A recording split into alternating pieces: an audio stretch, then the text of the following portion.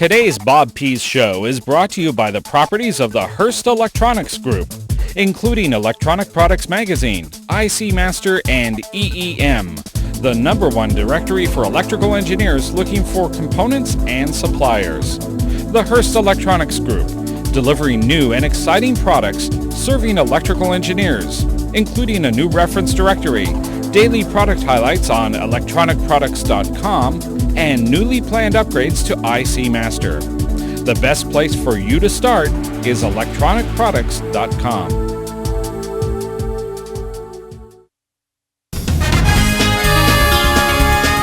Almost live from National Semiconductor, the analog IC design and manufacturing capital of the world, it's the Bob Pease Show.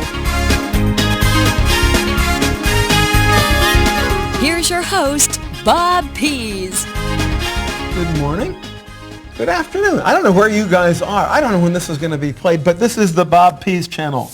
And in this channel, it's Bob Pease all the time. It's always Bob Pease. I'm sorry as hell, but that's what you get with Bob Pease, staff scientist at National Semiconductor, and Nick Gray, senior applications engineer.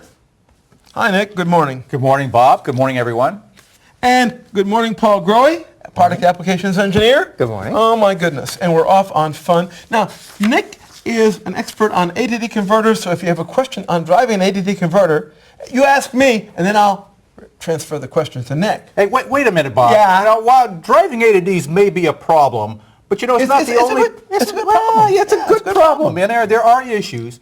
But you know, it's not the only problem we have when we're dealing with these guys. You mean like layout? Oh, layout is very important. Well, and that's actually layout is the biggest problem people have with these things. But you know, this is another subject. We'll discuss it later. Yeah, but sure. That's a good point. And Paul Grohe is a measurement expert, and he can measure almost everything I can except, you know, that LMV2011, which by mistake we're going to be discussing today. We got to look over the gain on that because you and I and your machine and my machine don't agree. We'll discuss that later. Not a problem. Okay. Very good. What topics are we going to cover in this series? We're going to cover all kinds of analog stuff. Topics that don't fit into a column. You guys all know my column in Electronic Design Magazine. Well, that has analog stuff. It has also crazy stuff, like recipes. We're not likely to have a recipe on. We might have a recipe, but not very often. But we're going to have analog stuff all the time on this video presentation. And we also invite your suggestions on analog topics. What do you think we should be talking about? Now, this video presentation is also sponsored by the letter A, such as analog stuff, amplifiers, ADD converters. Nick is the analog ADD converter guy. Analog University, answers for questions, and audio. The letter A is our it's our secondary sponsor today. Analog University, did you know that NSC's Analog University provides no cost education, teaching and training on many linear and analog subjects? Did you know that Bob Pease is the dean of NSC's Analog University? Well, you can look it up. If you go to www.national.com/analogu, that's not very legible, but we'll fix that, to learn more about our programs. And we would also like to thank our sponsor. Let's shovel all this into one envelope and bring out the next envelope. Don't worry about that. Which is, Q&A. We invite questions on analog topics. Send me questions to Bob Pease. Mailstop D25978. My mail address has been thrown away 34 million times. My mugshot has been thrown away 34 million times, but maybe 4 million people have saved it. We don't know. Or send to rap@galaxy.nsc.com. And we will answer questions as soon as we can. We'll answer some of the questions on the air in a month or two. We can't answer them next month because the timing is not right, but as soon as you ask us questions, we'll try to get you an answer. For example, a guy asked just the other day, how can I make a synthetic floating inductor? I looked up in our linear apps book, said, what's a floating inductor? And it said, here is the floating inductor. I said, I knew that, but this one while it looks like an inductor, this looks like an inductor with parallel with a megohm and series with 1 ohm, which would be a very good inductor. This would be a 1 Henry inductor. But this is a grounded inductor. He wanted a floating inductor. How do you do it? I looked at this, and I looked at this, and I looked at this, and I looked at this, and I said, why not? Take 2 of them. You can't do it with less than 2 op amps. This looks like L. This looks like L. This makes a floating inductor. I haven't built it, but I'm going to build it one of these days because it's such a good circuit.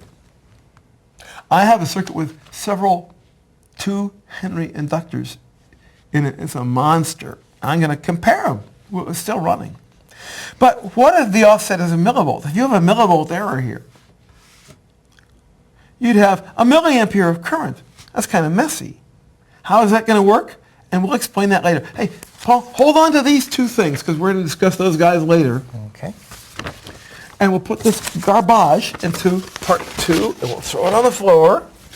And we're going to throw part 1 on the floor.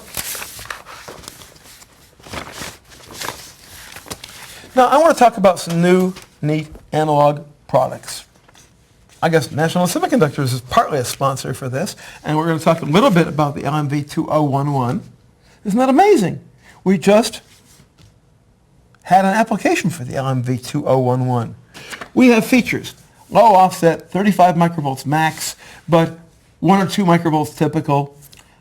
Low noise, no 1 over F noise, 35 nanovolts per root hertz. Very high CMRR, PSRR, gain, good bandwidth, good slew rate, blah, blah, blah. Good features.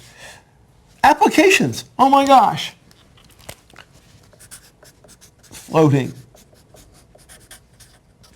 Inductor. So we can take a couple of these LMV 2011s and put them into here. Now, what if the offset is 5 microvolts or 35 microvolts max? That means you'll have 35 microamperes max in here. That's a pretty good inductor.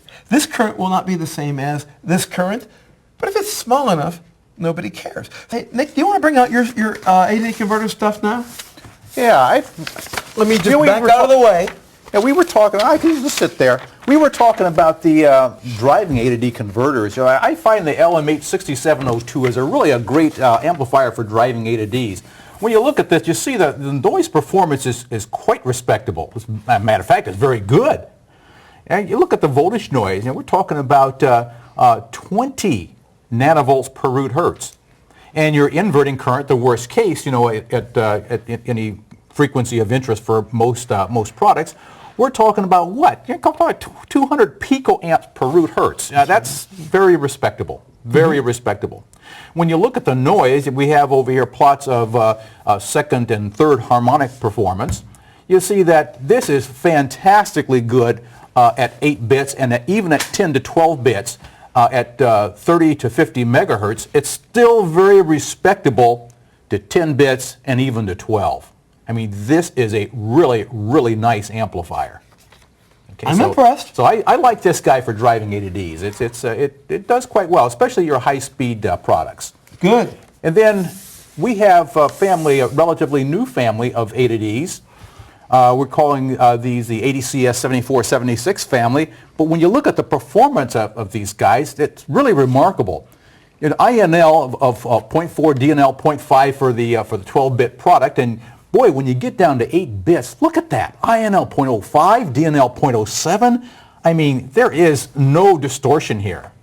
And that gives us an effective number of bits for the 8-bit product of 7.96. You round that to the nearest 0.1, and you have an ENOB of 8. An effective number of bits of 8 for an 8-bit product? I'm impressed. I mean, this is a theoretically perfect device. Nick, next time you run that damn thing, I got to go over and look at it because I want to see how it runs. Great. Okay, hey, we'll have you take a look at that thing with our Wave Vision system. Yeah. Our Wave Vision system is our evaluation product. Well, let's not get into that now. That's a whole other subject. That's a whole big subject. I can get onto that and never get off. It's so much fun to work with. How many hours do we have today on this tape? Yeah. Okay. Half an hour. Let's cut this one off right now. We'll very nice off. product. You scoop those up, but we'll be back and look at those later. Oh, this is the main good stuff. Show that in too. Not a problem. Today's main topic is analog computers and analog simulation. as opposed to digital simulation, which means things like SPICE, which we will not throw heavy rocks at today. We'll let you draw your own conclusions about how much SPICE lies to you. But SPICE lies to us. It tries to lie to us every week and every month and every day, but we won't let it. Now, I had a column back here. I forget which month. Analog computing stuff. Anyhow, part 2 with a circuit. And let's see what we got here. We got a signal input, and when the input bounces up in the air, the output should bounce around and follow it up, etc., up and down. But it's going to be late. It's going to be bouncy. What is this circuit modeling? It's modeling. It's modeling a car or actually one wheel of a car. Thank you for pointing that out. Well, we got an inverter, and the inverter is trivial. It just says we had the wrong sign at the input. When this goes up, we want this to go up. This goes up, this goes down, this goes up. What's this stuff? This is a mass and a spring. What's the mass? The mass of the car. Are we going to talk about the mass of the wheel? Later. But if you have a car that goes bouncy up, the mass of the car would bounce and bounce and bounce. Now, Nick, have you ever ridden in cars that didn't have shock absorbers? Like a Model A? I have never ridden a car with no shock absorbers, but I have ridden in a car with very poor shock absorbers.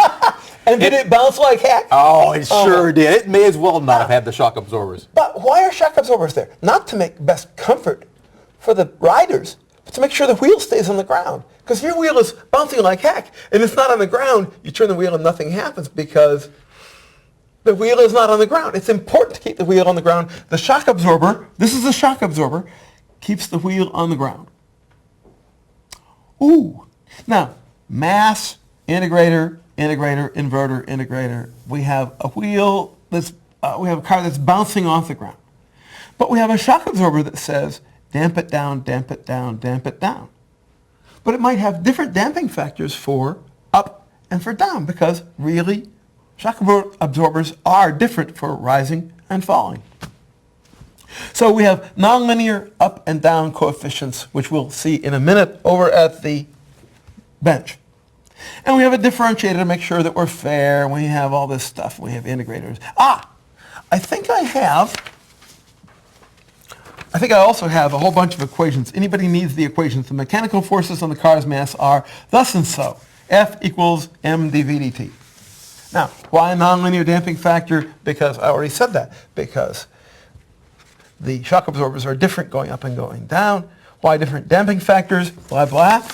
What changes did I make in this circuit? Well, when we get to see it, the rep rate is a little blurry, rattly, wobbly, but it'd be much worse if I kept all these capacitors. 0.1, 0.1, 0.1. I cut them all to 0.01 because it would have made a lousy display. Now, as an analog computer, it's perfectly valid, but it's much better to see what's going on if you cut the capacitors.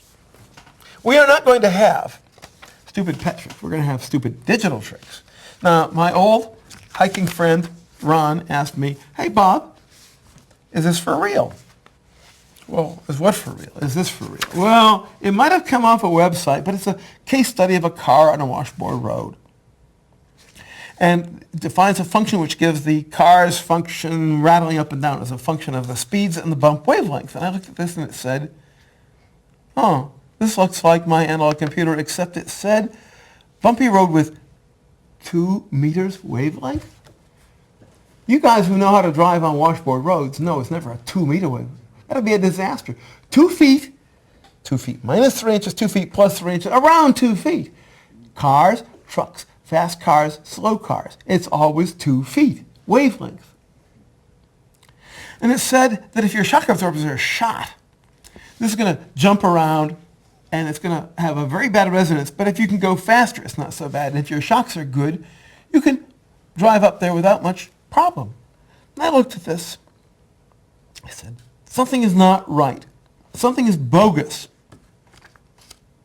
The ratio of amplitude of response to a bumpy road with a 2 meter wavelength, and I went on to the next page and they got a 20 meter wavelength. Now, if you try to get on a 20 meter wavelength on a road, you're going to go ka-womp, a whomp, a whomp, and 100 miles an hour is going to go ka-womp, a whomp. You can't do it. So this is a conceptual, a theoretical problem, but you can't do it. And even at 2 meters, I don't want to drive on washboard roads with 2 meters wavelength.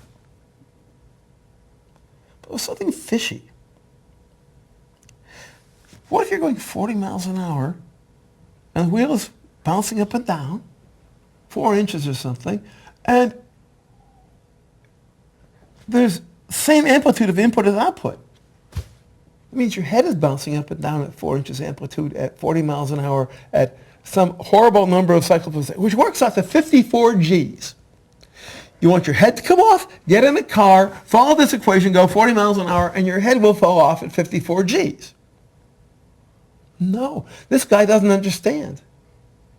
The amplitude decreases. When you're going 40 miles an hour, it's not that bad. Whereas he says the amplitude goes to nothing at 0 miles an hour. Well, so I sent him an email and he said, Bob, you don't understand the thing. So let's see, is there anything else in here? We've covered the bogosity factor. Where's the bogosity? Yeah, beware of bogosity. You guys know Tomo Yatsi. They talk about the bogus factor or the bogosity factor, and there's a lot of bogus in there, so we're going to ignore that one. Now, do we have stupid analog tricks? No, we have wise analog tricks. What are we going to do? First of all, we're going to take this old circuit. What did it come out? 33103. You can go to the website. If you go to my website, got a piece of paper, man? There you go. This will do. I forgot to list my website. www.national.com/wrap. And you go there and you click on ED columns. And you click on analog computers. And then it leads you to this column. Okay, paper. And what I did was I added to this circuit a slightly improved model of wheel. Why is it improved? Because the model was that the old wheel would bounce up and down, and every time it goes over a bump, it follows the bump. But wheels don't do that. They bounce up on the top of a bump. They float when the ground goes way underneath, and then they hit it harder. Well, guess what? This circuit does that. This is a peak reader from a rectifier circuit. So we put in this right scale factor, approximately correct scale factor. We got a diode and a resistor and a wheel bumping on the ground. This is the inertia. Bob. But please. That capacitor, unless it's pretty leaky, it's going to hold that peak charge. It's going to stay there. Well, this is going to ground, a virtual ground, and we also have a pull down to minus. You are correct. You are correct. Thank you. So let's mosey over to the bench to see how this thing runs. And we'll come back and do some other stuff. Okay? I'm going to get a dot of water and bring it with me since that's the easiest way.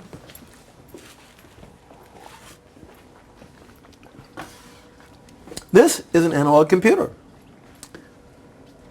It's got 2 dual op amps. It's got capacitors. Now the smaller capacitors, the larger capacitors, the yellow ones were 0.1 microfarad. We put in the orange ones, which are 0.01. We are putting in a sort of a square wave from this little HP function generator. And we put in a positive step. The road goes up and the car goes up. And it bounces a little bit, but not too bad, unless we change the coefficient. Whoops, look at that. The shocks are getting worse and worse. Can't see it. Yeah.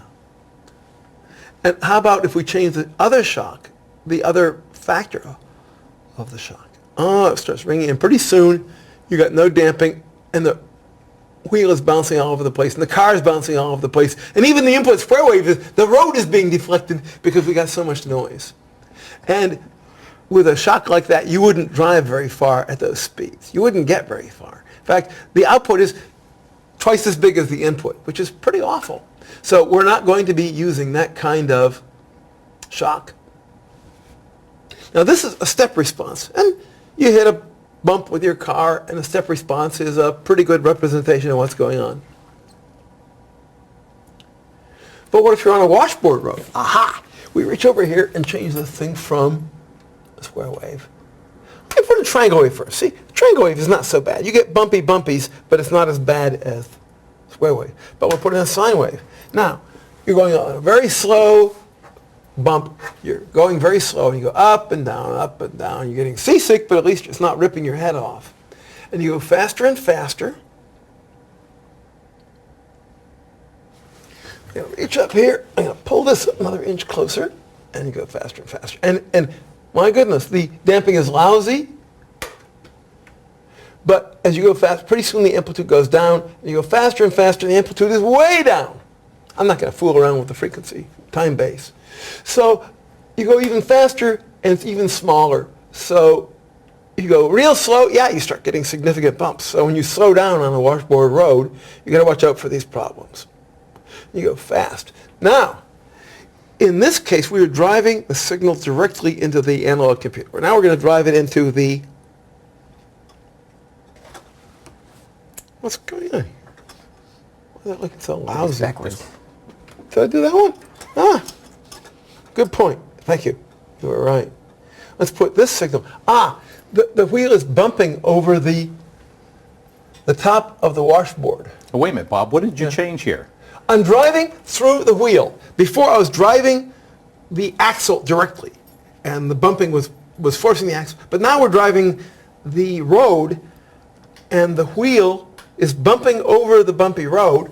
So you've accounted for the rubber in the tire. Yeah, we're using effectively the rubber tire. Now, this is not a good model. This is not a really true model because the shock absorber over here would ideally affect the bumping.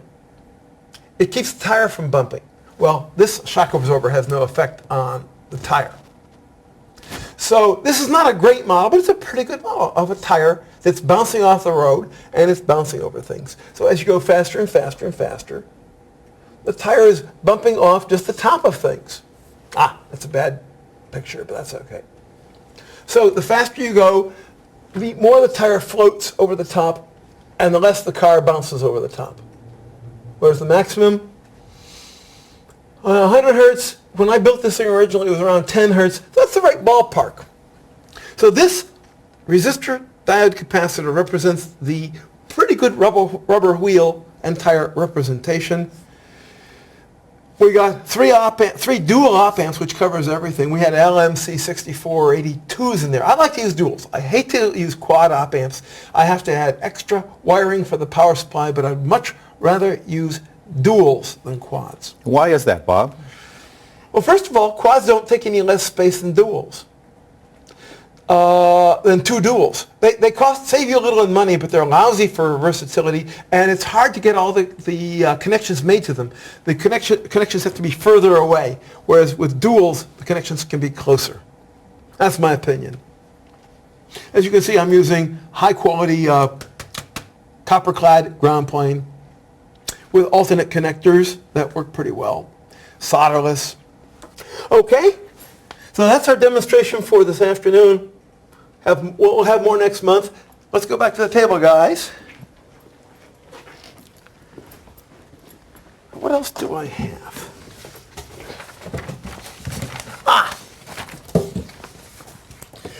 Oh yeah, we have this stuff to finish. We haven't finished this stuff. For instance, a guy asked me the other day, how about an analog computer problem designing a lunar lander using a couple of integrators? Well, one integrator represents velocity, which is the integral of the force times compared to the mass, and the other one represents the position as a function. Well, that's the same integrator we're talking about here. It wouldn't be a closed loop, it'd be open loop, and you have to servo the force, the throttle control, and you need another integrator to tell you if you're running low on fuel. So the integrator of the force tells you not only the velocity, but you have to integrate the velocity without the gravity to, tell you if you're running out of fuel. And your speed goes up, and your velocity, your x position goes down, but you have to slow it down just right, which is not that easy, as anybody who has played those old video games knows. But you don't need a video game, you need 2 or 3 op amps. By the way, do you know anybody who'd like to design a 5-digit DVM using only vacuum tubes and parts from 1940? I've been thinking about that. I've thought about being locked into Polypac's place overnight and being asked to build a 6-digit digital voltmeter by morning, but that'd be hard. And designing a 6-digit DVM using 1943 parts is hard. Now, one of my friends had a question the other day. What if analog people can do stupid things? Can stupid people do analog things? Yeah, stupid people can try to do analog things. They just use SPICE. And SPICE gets you in trouble. Now, I'll get your guys' opinion on this, but my basic comment is SPICE can probably design simple and trivial and not high-performance analog circuits.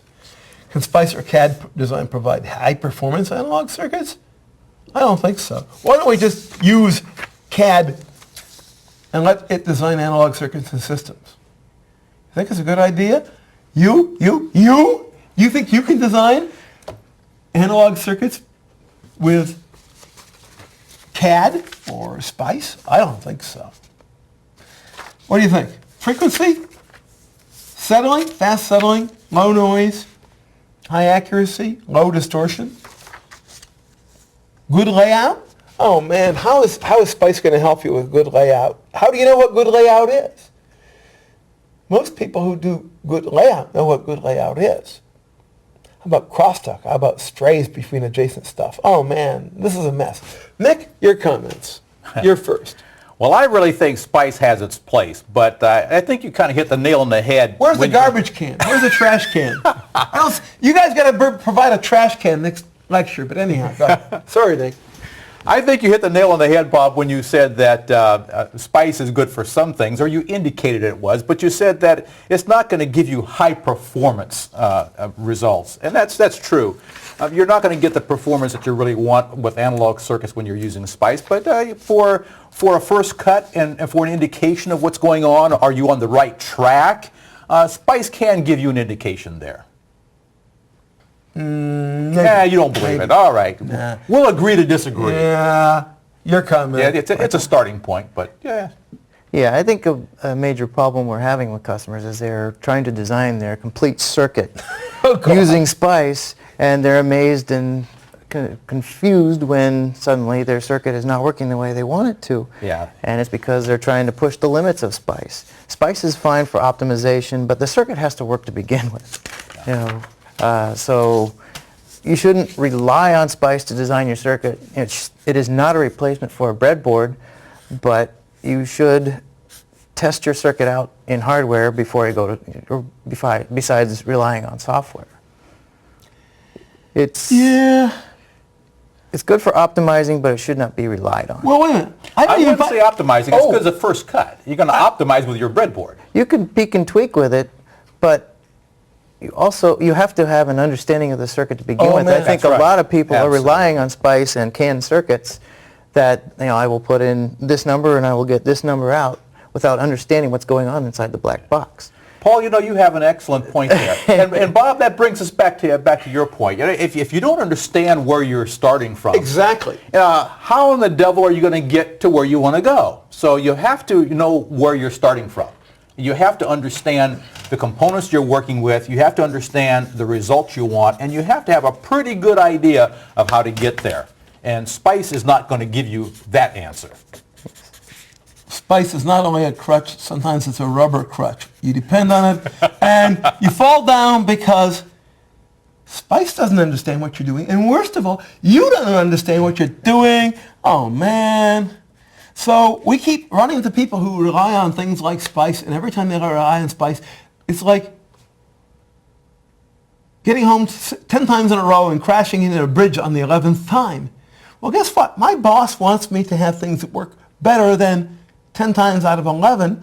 It has to work. So if it crashes and the customer crashes, 10 customers out of 11 happy is not enough. SPICE, I don't trust SPICE. SPICE is so often a rubber crutch, we just don't trust it.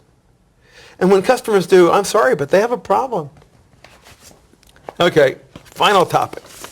To end up, a reminder, we do invite your analog questions. You can send them to rap@galaxy.nsc.com. Hey, if I leave this about 4 seconds more, people can always see what this is, right? This will be remembered enough on video, right? We'll see you in a month, and thank you for tuning in to the Bob Pease channel of National Semiconductor Corp. In behalf of Mr. Gray and Mr. Growy, thank you very much. Thank you, Bob. You Bob? Thank you.